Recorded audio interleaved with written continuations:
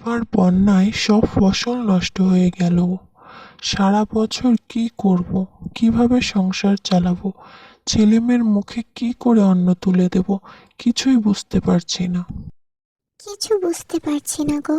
বেঁচে যখন আছি খেতে তো হবেই, পেট তো বাধা মানবে না কোনো। হ্যাঁ, তুমি ঠিক বলেছ।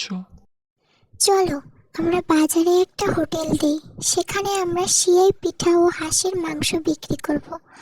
ঘরে কিছু চাল আছে, আমি টুনির মার কাছ থেকে ঢেঁকিতে কুটে আনবো, আর টুনির মায়ের সেই কলটা নিয়ে আসবো।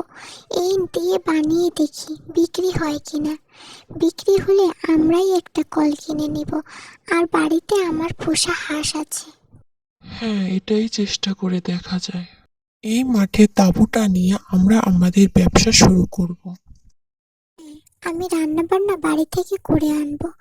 বিকেলে আমরা বসবো, তুমি কাল তাঁবু টাঙিয়ে ফেলবে, আর পরশুদিন থেকে আমরা আমাদের ব্যবসা শুরু করব।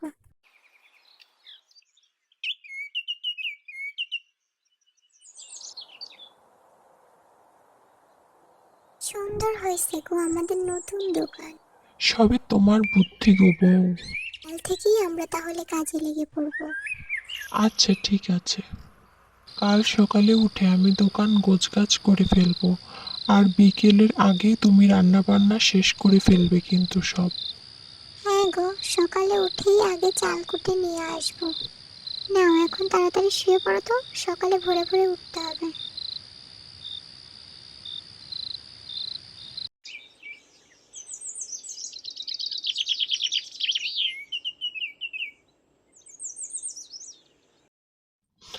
বউ, ও বউ, কই গেলে গো? আমি দোকান গোছাতে গেলাম। আচ্ছা যাও, সাবধানে যেও।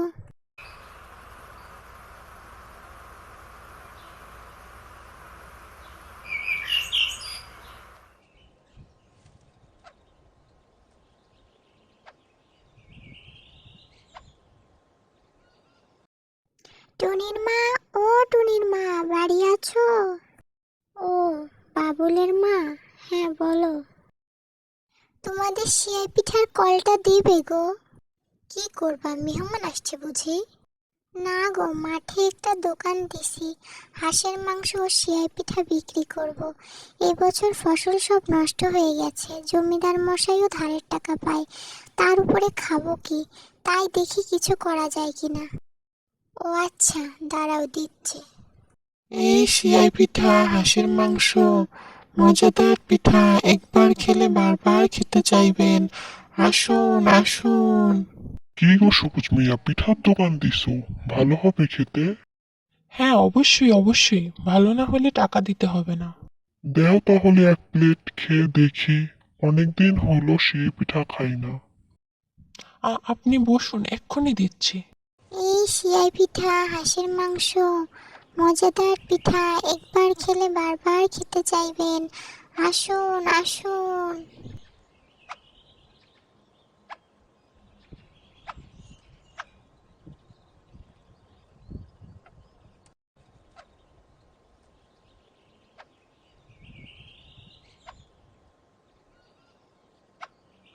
এই নাও সবুজ মিয়া, তোমার শিয়াই পিঠা আর হাঁসের মাংসের দাম। অনেকদিন পর তৃপ্তি করে খেলাম।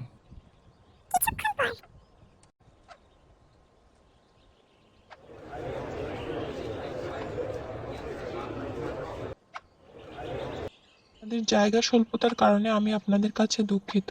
আমি ভাবতে পারিনি যে আপনাদের এত ভালোবাসা পাবো। আপনারা সবাই এক এক করে বসুন, আমি আপনাদের সবাইকে খাবার দিচ্ছি।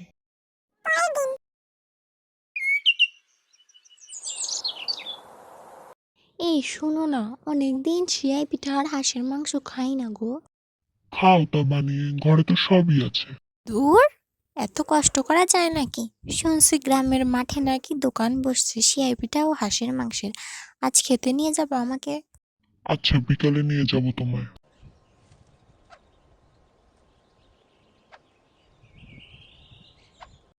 আসসালামু আলাইকুম জমিদার মশাই। ওয়ালাইকুম আসসালাম সবুজ মিয়া। শুনলাম শিয়াই পিঠার দোকান দিছো, তাই শুনে আমার বউ খেতে আসার জন্য পাগল হয়ে গেছে। আপনারা কষ্ট করে আসতে গেলেন কেন? আমায় খবর পাঠালে তো আমি নিজেই গিয়ে দিয়ে আসতাম। না গো সবুজ মিয়া, বউকে নিয়ে কোথাও বের হওয়া হয় না, তাই ভাবলাম ঘুরেও আসি আর খেয়েও আসি। আপনারা বসুন, আমি এক্ষুনি দিচ্ছি। বউ, তাড়াতাড়ি 2 প্লেট দাও তো।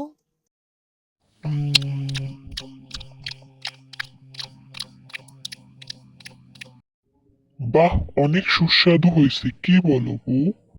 হ্যাঁ, অনেক দিন পর তৃপ্তি করে খেলাম। এই নাও তোমার খাবারের টাকা। আর এই খাবার আমার বউয়ের খুব পছন্দ হয়েছে, তাই তোমার চাষের জন্য নেওয়া সকল ঋণ আমি মকুফ করে দিলাম। সত্যি জমিদার মশাই? হ্যাঁ, সত্যি। বউ, আজ তোমার জন্য আমি ঋণ থেকে মুক্তি পেলাম। সংসার ভালোভাবে চলছে তোমার বুদ্ধিতে। ধন্যবাদ বউ। না গো, ধন্যবাদ কিসের? এই সংসার আমাদের, তাই এই সংসারের দায়িত্ব আমাদের দুজনেরই। তোমার মতো বউ পেয়ে আমি সত্যি অনেক ভাগ্যবান। নাও, হয়েছে, আর প্রশংসা করতে হবে না। এখন ঘুমিয়ে পড়ো, কালকে থেকে আবার কাজ আছে। নতুন ব্যবসা, ভিড়ও হয় অনেক দোকানে, তাই এখন ঘুমাও।